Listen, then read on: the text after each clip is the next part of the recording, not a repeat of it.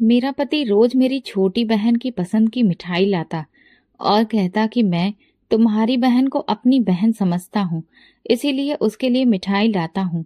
उसे मिठाई देने के लिए वो कहता कि उसे घर बुला लो। मैं भी बेफिक्र होकर उसे अपने घर बुला लेती, क्योंकि वो बहुत काली और बदसूरत थी।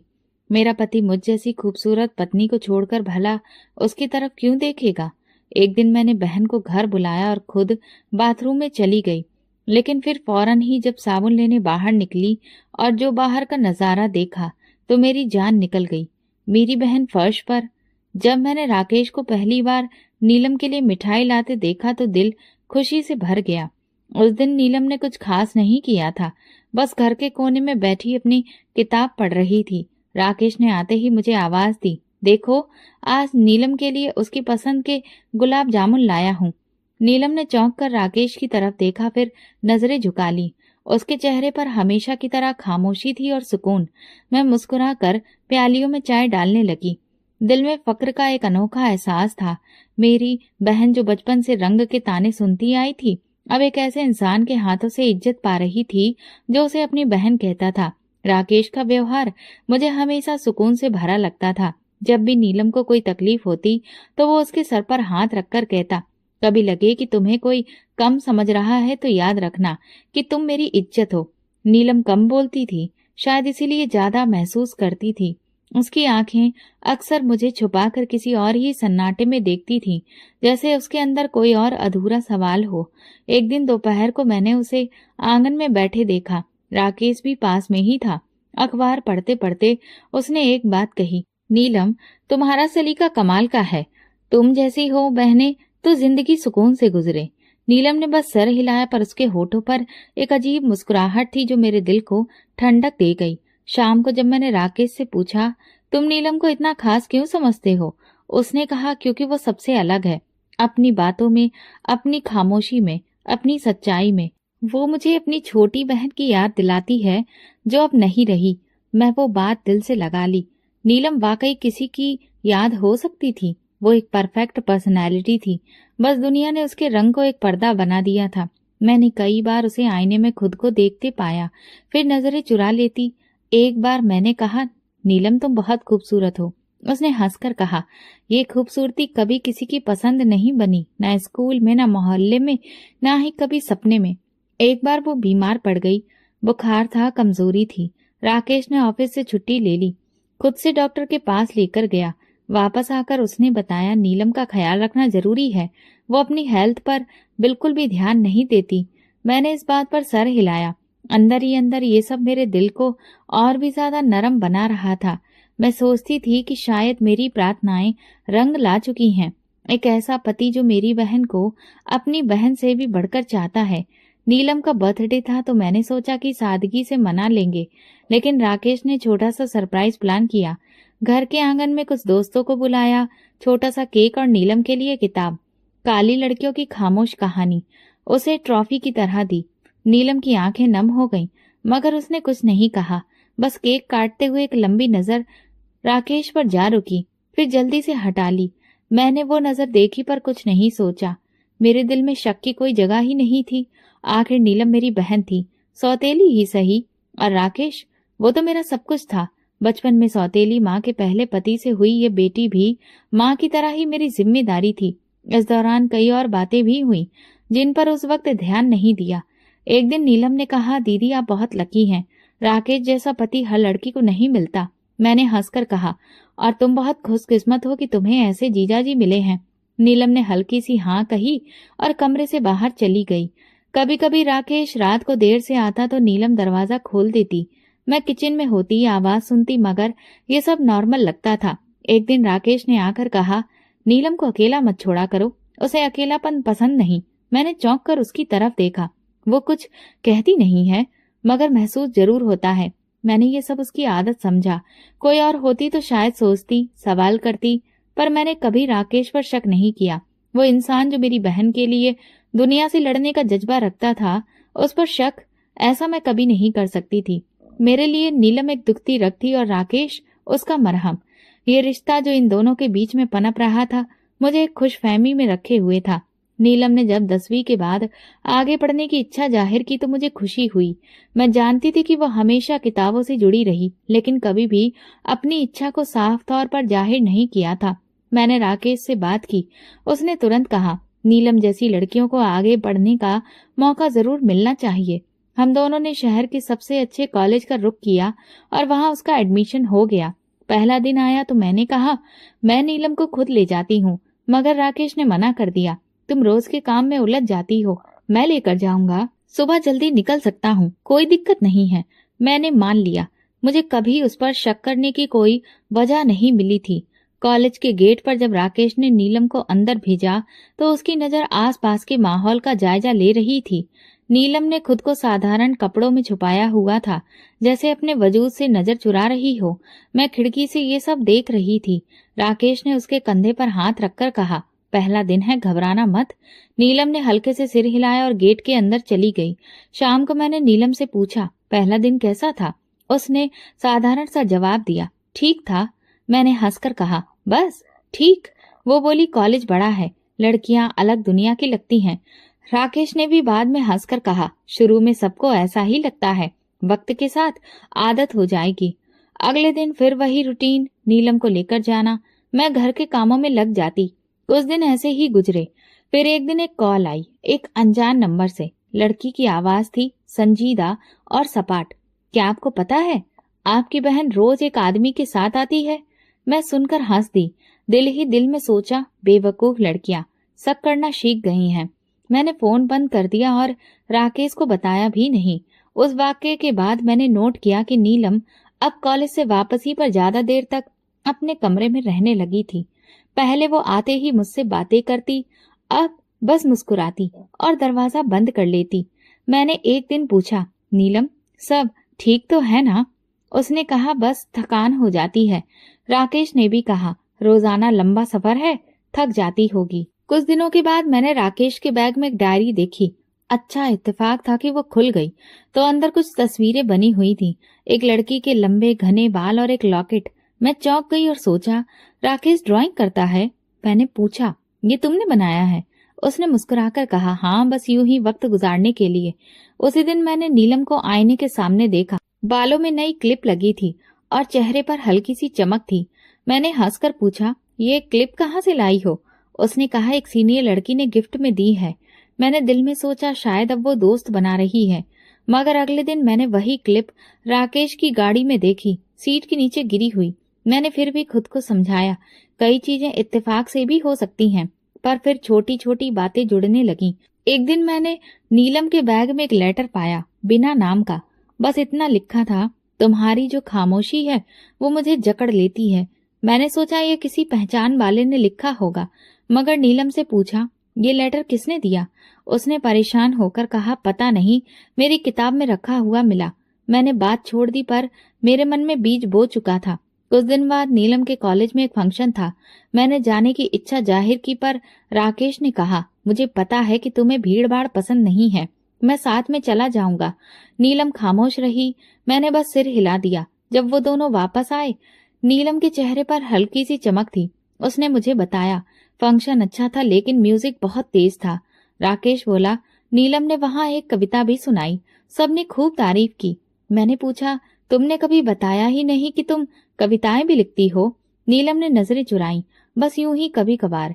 इस समय वो पहली फोन कॉल बार बार मेरे मन में घूमती रही और अब मुझे हंसी नहीं आती थी, बस खामोशी छा गई थी।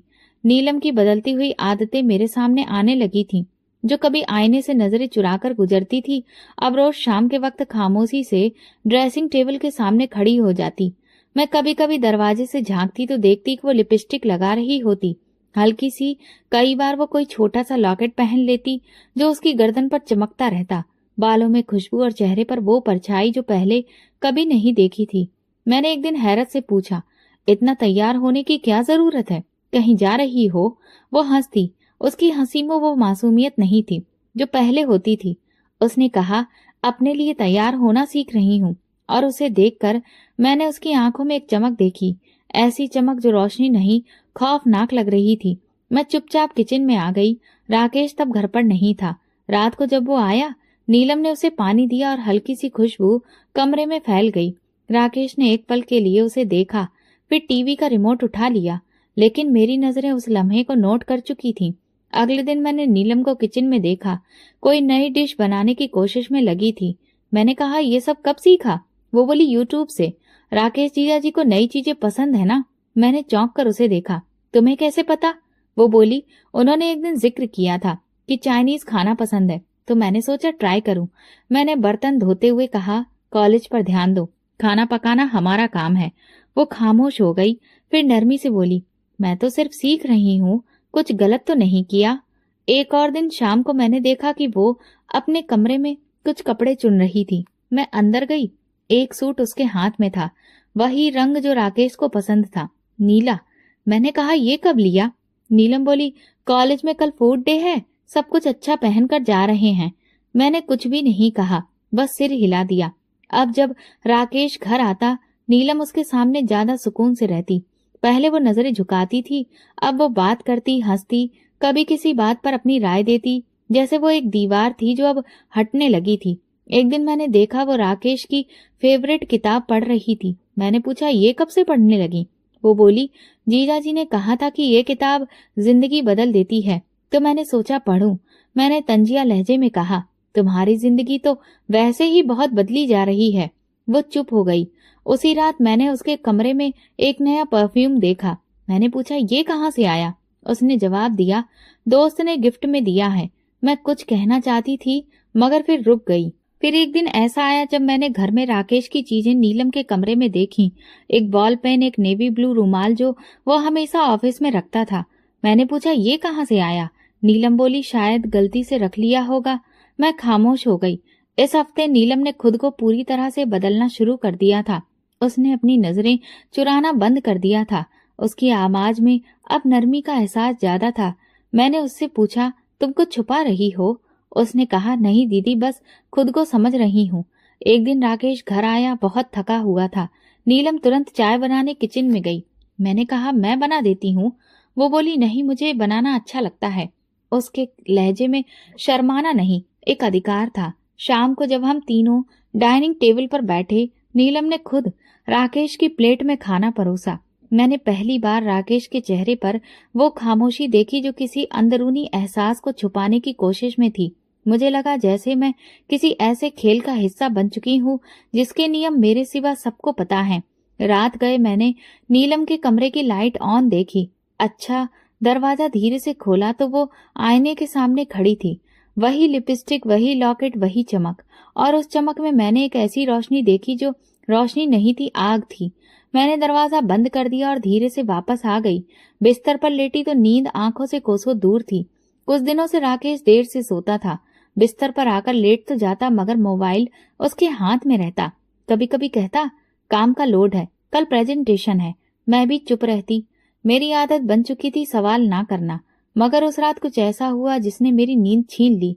राकेश बाथरूम गया तो उसका मोबाइल बेड पर रह गया। स्क्रीन रोशन हुई और एक नोटिफिकेशन दिखाई दिया, नीलम का। थैंक यू, आपकी बातों से नींद आ गई। वक्त 2:14 रात का। मेरे हाथ वहीं पर, मेरी नजर स्क्रीन पर जम गई। मैसेज बस छोटा सा था, लेकिन उसमें सब कुछ लिखा था। मैंने मोबाइल नहीं छेड़ा, बस स्क्रीन बंद कर दी। राकेश वापस आया, मोबाइल उठाया, एक नजर मुझ पर डाली और साइड टेबल पर रख दिया। मैंने कुछ नहीं कहा, लेकिन अंदर कुछ ऐसा टूटा था जो आवाज नहीं करता था, मगर सांस लेना मुश्किल बना देता था। सुबह वो ऑफिस चला गया। मैं अकेली बैठी किचन में बर्तन धोती रही। नीलम कमरे से निकली, चाय बनाने लगी। मैंने देखा उसकी आंखों में नींद नहीं थी, मगर चेहरा खुशहाल था, जैसे रात को किसी ने उसके सारे उलझे हुए सवालों को सुलझा दिया हो। मैंने धीरे से पूछा, रात को देर तक जाग रही थी? उसने चौंक कर मेरी तरफ देखा, फिर नजरें चुरा ली। हाँ, पढ़ाई कर रही थी, नींद नहीं आ रही थी। मेरा दिल चाहा कि उस लम्हे उसे सब कुछ पूछ लूं, लेकिन मैं चुप रही। खामोशी मेरे अंदर की बगावत को रोकने का एकमात्र हथियार बन चुकी थी। दोपहर को राकेश ने कॉल की, आज ऑफिस में देर हो जाएगी, क्लाइंट्स आ रहे हैं। मैंने कहा, ठीक है, खाना गर्म कर दूंगी। उसने फोन बंद कर दिया। मैं किचन की खिड़की से बाहर देखती रही। आसमान पर बादल थे और अंदर मेरे दिल में तूफान। शाम को नीलम ने कहा, दीदी आप थक गई होंगी, मैं खाना बना लेती हूँ। मैंने सिर हिलाया। ठीक है, आज तुम बना लो। वो किचन में चली गई और मैं सोफे पर बैठकर उसकी आवाजें सुनती रही। बर्तनों की खनक, चाकू के चलने की आवाज, मसाले की खुशबू और किसी अनकहे रिश्ते की आहट की। रात को खाने के दौरान राकेश ने कहा, नीलम तुमने बहुत अच्छा खाना बनाया है। वो मुस्कुरा दी। Thank you. आपकी पसंद की सब्जियां थी ना, इसीलिए सोचा खुशबू भी वैसी ही हो जैसी आपको पसंद है। मैंने चम्मच हाथ में पकड़े पकड़े राकेश की तरफ देखा। उसने सिर्फ एक लम्हे के लिए मेरी नजर का सामना किया, फिर प्लेट की तरफ ध्यान देने लगा। अगले दिन राकेश का मोबाइल ड्राइंग रूम में रह गया। वो नहाने गया और मैं खुद को रोक नहीं पाई। मैंने सिर्फ एक बार स्क्रीन पर उंगली फेरी। मैसेज खोले। नीलम के नाम पर कई बातें थीं, ज्यादातर आम, लेकिन कुछ बातें मुझे अंदर से हिला गईं। कभी कभी लगता है तुम्हें पहले जान लेती तो मेरी जिंदगी कुछ और होती। तुम समझती हो, और यही सबसे कीमती बात है। मैंने मोबाइल बंद कर दिया। कोई तस्वीर नहीं थी, कोई भावनाओं का इजहार नहीं, लेकिन होंठ सब कुछ कह रहे थे। मैंने खुद से झूठ बोला। शायद वो सिर्फ उसे सहारा दे रहा है, जैसे एक भाई देता है, लेकिन दिल जानता था ये सच नहीं था। मैंने अपने रोजमर्रा के रूटीन को बदला। नीलम को ज्यादा करीब नहीं आने दिया। उनके बनाए खाने को बहाने से टालने लगी। राकेश अगर कोई तारीफ करता तो मैं चुप रह जाती, लेकिन वो सब नोट कर रहा था। एक दिन मैंने नीलम से कहा, तुम्हारा कॉलेज कब खत्म होता है? उसने जवाब दिया, 2 महीने बाकी हैं, फिर फाइनल एग्जाम्स होंगे। मैंने कहा, फिर कुछ और करने का सोचा है? वो बोली, शायद टीचिंग या फिर कोई कोर्स। मैंने बात खत्म कर दी। दिल चाहा कि कहूँ, राकेश तुम्हारा कोर्स नहीं है, पर जुबान बंद रही। हफ्ते के आखिर में राकेश ने कहा, चलो बाहर खाना खाने चलते हैं, तुम्हारी पसंद का रेस्टोरेंट है। नीलम भी साथ चलने को तैयार हो गई। मैंने मना नहीं किया, बस खामोशी से तैयारी की। रेस्टोरेंट में वो दोनों बातें करते रहे, मैं सुनने वाली बनी रही। नीलम ने राकेश से एक सवाल किया, आपको बचपन में क्या बनने का शौक था? राकेश ने कहा, पायलट, लेकिन किस्मत ने जमीन से जोड़ दिया। मैंने वो बात सुनी और महसूस किया वो अपने सपने उससे शेयर कर रहा है, जो सपने कभी मुझसे शेयर नहीं किए गए। रात को मैंने राकेश से पूछा, तुम्हें नीलम से बातें करना अच्छा लगता है? वो बोला, हाँ, वो सुनती है और जवाब भी देती है। तुम तो अक्सर खामोश हो जाती हो। मैंने कहा, खामोशी हमेशा कमजोरी नहीं होती। वो कुछ नहीं बोला। मैं जान चुकी थी कि खामोशी से सबको सुनाई देता है, और झूठ वो होता है जो हम खुद से बोलते हैं बार बार, ताकि सच की चीखें दब जाएं। वो सुबह आम सी लग रही थी। नाश्ते की मेज पर मैं खामोश बैठी थी। अखबार मेरे हाथ में था, लेकिन शब्दों की कोई अहमियत बाकी नहीं रही थी। राकेश मोबाइल पर ऑफिस की मीटिंग के नोट्स पढ़ रहा था। मैं और नीलम किचन में चाय बनाने में व्यस्त हो गए थे। मैं सब कुछ देख रही थी, सुन भी रही थी, लेकिन अब महसूस होना कम हो गया था। नीलम ने कप में चाय डाली, साइड टेबल पर रखी चीनी की शीशी से चीनी ली और चुपचाप प्याली राकेश के सामने रख दी। राकेश ने मोबाइल नीचे रखा, चाय को धीरे से उठाया। उसकी नजरें नीलम पर टिक गईं। नीलम ने नजरें झुका ली, मगर उस लम्हे की खामोशी मेरे दिमाग पर हथौड़ी की तरह पड़ी। वो दोनों एक दूसरे को देख रहे थे, जैसे शब्द की जरूरत ही ना रही हो। मैंने खाली प्लेट में चम्मच रखा और दिल में एक चीख दबी, चाय ठंडी हो रही है। मैंने जबरदस्ती आवाज में कहा। राकेश ने चौंक कर मेरी तरफ देखा, फिर कप उठाकर एक घूंट पिया। अच्छी है, उसने कहा। नीलम वापस किचन में चली गई। मैंने कप की तरफ देखा। चाय की खुशबू साधारण थी, लेकिन उस लम्हे का जायका मेरे गले में अटक गया था। शाम को मेहमान आने वाले थे। मैंने नीलम से कहा, किचन में थोड़ा हाथ बटा देना, दोपहर से सिर दर्द कर रहा है। उसने तुरंत चूल्हा संभाल लिया। सब्जी काटने लगी। काम के दौरान राकेश आया और नीलम से पूछा, पिछले हफ्ते की फिल्म देखी तुमने? उसने हंसकर कहा, नहीं, दीदी ने टीवी पर चैनल ही बदल दिया था, मैं पूरी नहीं देख सकी। राकेश ने मेरी तरफ देखा, कभी उसकी पसंद का भी कुछ लगा दिया करो। मैंने नजरें चुरा ली। अब राकेश मुझे नसीहतें देने लगा था। रात गए, सब सोने चले गए। मैं उठकर पानी पीने किचन में आई तो देखा नीलम किचन साफ कर रही थी। मैंने पूछा, इतनी रात गए? वो बोली, आप थक गई थी, मैंने सोचा आप आराम करिए, बस मैं कर लेती हूँ। मैं उसके पास खड़ी रही, फिर धीरे से बोली, तुम्हें लगता है तुम सब कुछ संभाल सकती हो? वो चौंक गई, मेरी तरफ देखा। क्या मतलब? मैंने कहा, राकेश के लिए चाय, खाना, फिल्म सब तुम्हें ही याद रहता है। उसने कुछ देर खामोशी ओढ़ी, फिर बोली, मैं बस मदद कर रही हूँ।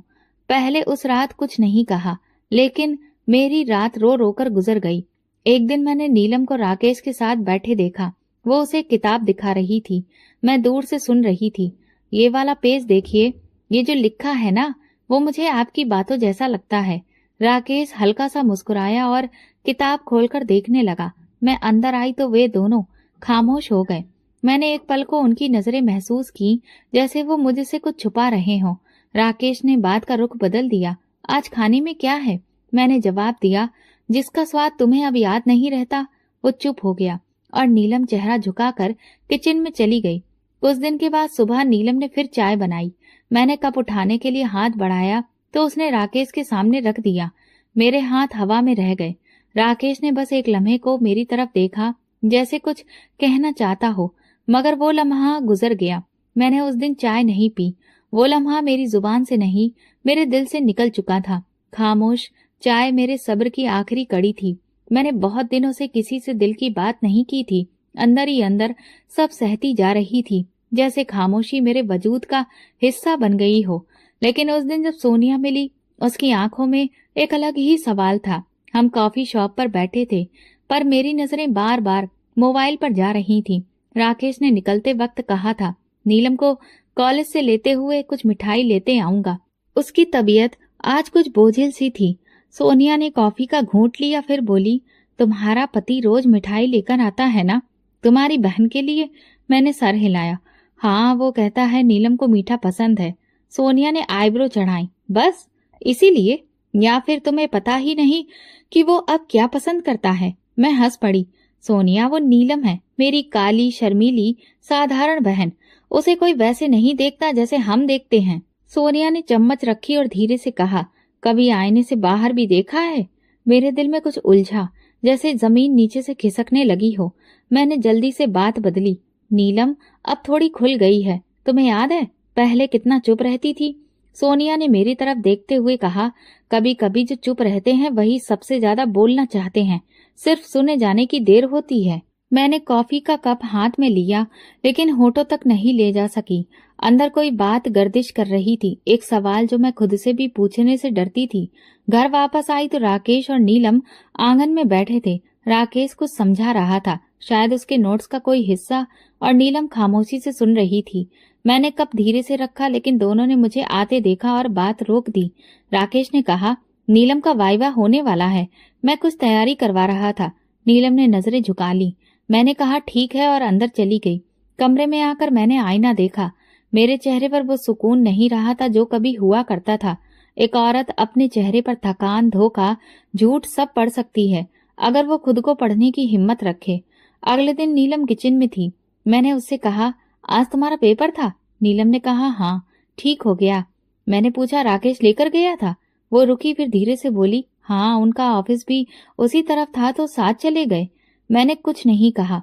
उसी दिन शाम को मैंने जानबूझकर नीलम के कमरे का रुख किया। दरवाजा खुला था। वो टेबल पर बैठी कोई कार्ड बना रही थी। मैंने कहा, ये क्या है? वो चौंक गई, बोली, बस ऐसे ही बोर हो रही थी तो सोचा कुछ क्रिएटिविटी कर लूं। मैं करीब गई और देखा कार्ड पर लिखा था, कभी कभी किसी की मौजूदगी किसी कीमती चीज से ज्यादा कीमती होती है। मैं खामोशी से पलट गई। उसी रात राकेश ने कहा, नीलम की तबीयत कुछ दिनों से डाउन है, उसे बाहर ले जाना चाहिए, कुछ फ्रेश हवा मिलेगी। मैंने सिर हिलाया, ले जाओ। तुम्हारी समझदारी पर अब मुझे शक नहीं रहा। राकेश ने चौंक कर मेरी तरफ देखा, लेकिन कुछ बोला नहीं। नीलम दरवाजे के पास खड़ी सुन रही थी। मैंने देखा उसके चेहरे पर कोई भाव नहीं था। शायद वो अब जान चुकी थी कि मैं सब जान गई हूँ। अगली सुबह मैंने सोनिया को कॉल किया, तू कल फ्री है? वो बोली, हाँ, सब ठीक। मैंने कहा, आईने से बाहर देखने का वक्त आ गया है। सोनिया हंसी। क्या नजर आया? मैं खामोश रही। फिर कहा, सब कुछ जो अब तक नजरअंदाज करती रही थी। मैंने इस बार चाय खुद बनाई। जब राकेश ने पूछा, नीलम कहाँ है, तो मैंने जवाब दिया, जहाँ तुम रोज मिठाई लेकर जाते हो वहीं होगी। वो खामोश हो गया और मुझे लगने लगा कि सच के करीब होना सबसे तकलीफदेह बात होती है। कई दिनों से मैं हर लम्हा कुछ न कुछ देख रही थी, एक खामोश सिलसिला जो अब नजरों से नहीं, दिल को जख्मी करने लगा था। मैंने हर छोटी बात को नजरअंदाज किया, हर बड़े लम्हे को इत्तेफाक समझा, लेकिन कुछ बातें ऐसी होती हैं जो अंदर जम जाती हैं, जैसे कोई दाग जो न छूटता है न छुड़ाता है। वो शाम बारिश हो रही थी। मैंने आंगन से कपड़े समेटे और कमरे की तरफ बढ़ गई। नीलम बैठी किताब पढ़ रही थी। कमरे में अंधेरा था। खिड़की के पास रखी मोमबत्ती की लौ टिमटिमा रही थी। मैं अंदर गई, एक पल को रुकी, फिर धीरे से पूछा, एक बात पूछूं?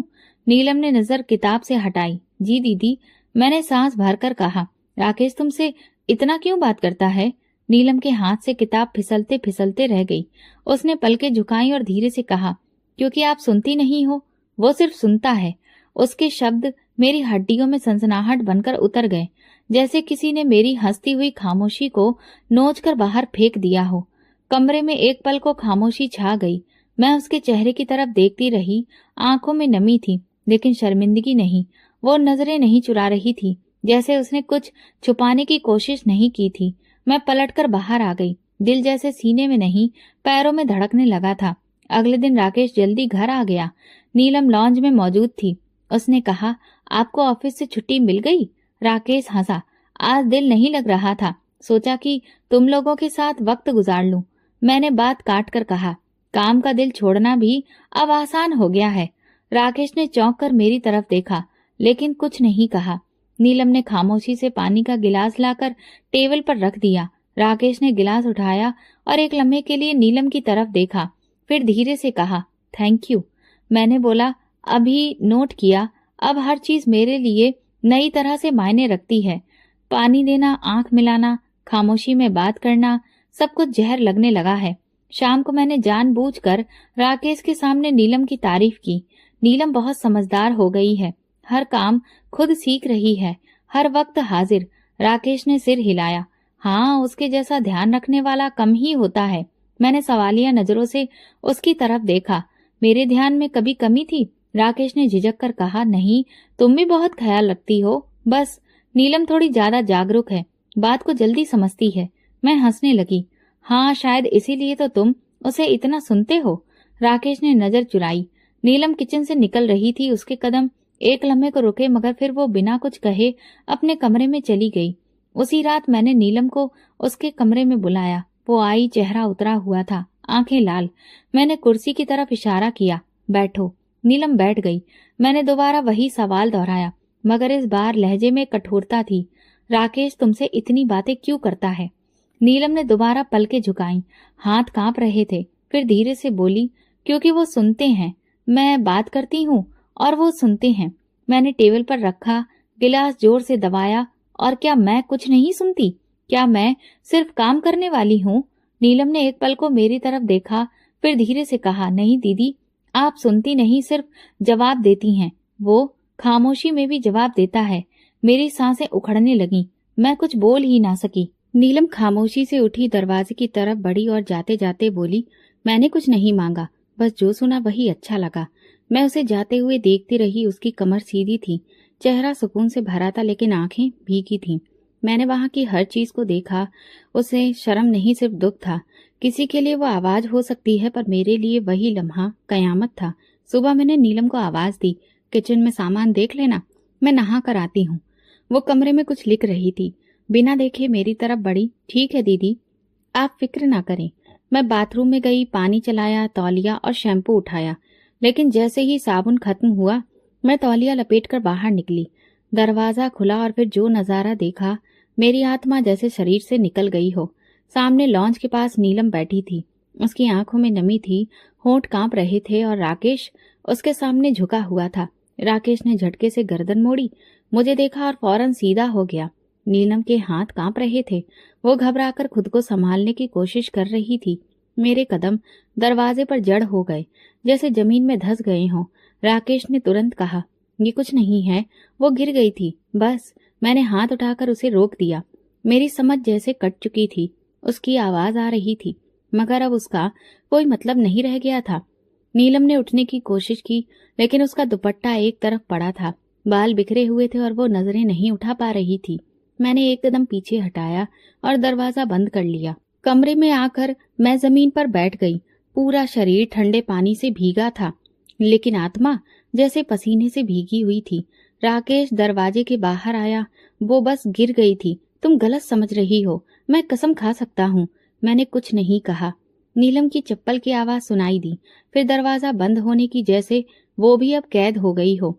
किसी ऐसे लम्हे में जो कभी मिट नहीं सकता। शाम तक मैं बिस्तर पर लेटी रही, किसी से कुछ पूछा नहीं, न राकेश से न नीलम से। घर में मातम जैसा माहौल था, मगर ये खामोशी भी तबाही की आवाज होती है। रात को राकेश मेरे पास आया, बैठा और धीरे से बोला, क्या तुम मुझ पर भरोसा नहीं करती? मैंने सीधा उसकी आंखों में देखा। वो चुप हो गया। मैंने कहा, झूठ मत बोलो, मुझे अब सच सुनने की आदत हो चुकी है। राकेश ने कहा, मैं कुछ नहीं कहना चाहता, तुम जो चाहे सोच लो। वो हंसी जो दिल के अंदर खून बनकर निकली थी। अगले दिन नीलम मेरे सामने आई, हाथ में ट्रे थी जिसमें 4 बिस्किट थे, जैसे कुछ हुआ ही ना हो। मैंने कहा, अब भी चाहती हो कि मैं कुछ ना पूछूं? वो रुकी, बस बोली, आपने कुछ खाया नहीं था। मैंने सवाल दोहराया, राकेश के सामने क्यों थी? क्या चल रहा था? नीलम ने नजरें झुका ली, फिर धीरे से बोली, मैंने कुछ नहीं किया। मैं फुपकारते हुए बोली, तो वो झुका हुआ क्यों था? तुम जमीन पर क्यों थी? वो बोली, मैं गिर गई थी, बस। मैं चाय की ट्रे ले जा रही थी। मैंने ट्रे एक तरफ रख दी। चुप रहो नीलम, बहुत बोलने लगी हो।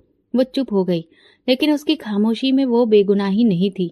घर का हर कोना मेरे लिए अब अजनबी हो चुका था। दीवारें जैसे मुखौटे पहन चुकी थीं। मैं वो औरत बन चुकी थी जो अपने ही घर में अजनबी हो गई थी। 2 दिन बाद मैंने नीलम को देखा। वो छत पर फोन पर बात कर रही थी। मेरे आने पर चौंकी नहीं, फोन बंद किया और नीचे आई। मैंने पूछा, किससे बात हो रही थी? वो बोली, ममता से। मैं हंसी, अब तो तुम्हारे बहाने भी बदलने लगे हैं। नीलम चुप हो गई।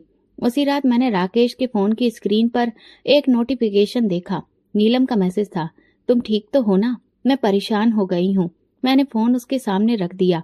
ये भी सिर्फ ख्याल है ना? राकेश ने कहा, हाँ बस ख्याल। मैंने कहा, फिर मुझे बता दो, मोहब्बत कब से ख्याल बनने लगी है? वो चुप रहा और वही खामोशी मेरी आखिरी चीख बन गई। मैंने खुद को बहुत दिनों तक खामोश रखा। वो दरवाजा जो मैंने कभी खुद खोला था, अब मेरे सोचने तक के लिए भी बंद हो चुका था। राकेश और नीलम का हर वजूद, हर आहट मेरे अंदर कुछ नोच रहा था, लेकिन मैं कुछ कहती नहीं थी। मैं संभलती रही, जैसे सब कुछ ठीक हो सकता है। लेकिन कुछ सच ऐसे होते हैं जो जुबान पर आ जाएं तो वापस नहीं जाते, और दिल पर आ जाएं तो खत्म नहीं होते। उसी दिन जब राकेश ऑफिस से आया, मैंने दरवाजे पर ही रोक लिया, बैठो, मुझे तुमसे बात करनी है। वो चौंक गया, मेरी आंखों में देखा, फिर धीरे से सोफे पर बैठ गया। मैं उसके सामने बैठकर बोली, एक सवाल है, सीधा जवाब चाहिए, झूठ बर्दाश्त नहीं होगा। राकेश ने सांस भरी, पूछो। मैं नजरें गड़ाकर बोली, क्यों? वो जैसे लम्हा भर रुका, फिर धीरे से बोला, तुम तो हर चीज में खूबसूरती ढूंढती हो, मैं इंसान ढूंढ रहा था। मेरे हाथ कपकपाने लगे। राकेश ने बात जारी रखी, नीलम में वो दर्द था जो तुम्हें कभी नहीं था। तुम पूरी थी, खुश, साफ, मजबूत। नीलम टूटी हुई थी, बिखरी हुई। मैं उसे जोड़ने लगा और फिर शायद उसमें खुद को देखने लगा। मेरे अंदर जैसे कोई चीज खामोशी में दफन हो गई। मैं कांपते हुए लहजे में बोली, मेरी बहन, मेरी जगह। राकेश ने नजरें झुका ली। मैंने गर्दन मोड़कर दरवाजे की तरफ देखा। नीलम वहां खड़ी थी, सीधी, खामोश। उसकी आंखें मेरी तरफ नहीं, जमीन पर थीं। मैंने पूछा, तुमने कुछ कहा क्यों नहीं? वो चुप रही। मैं चिल्लाई नहीं, मैं फटी नहीं, बस अंदर से बिखर गई।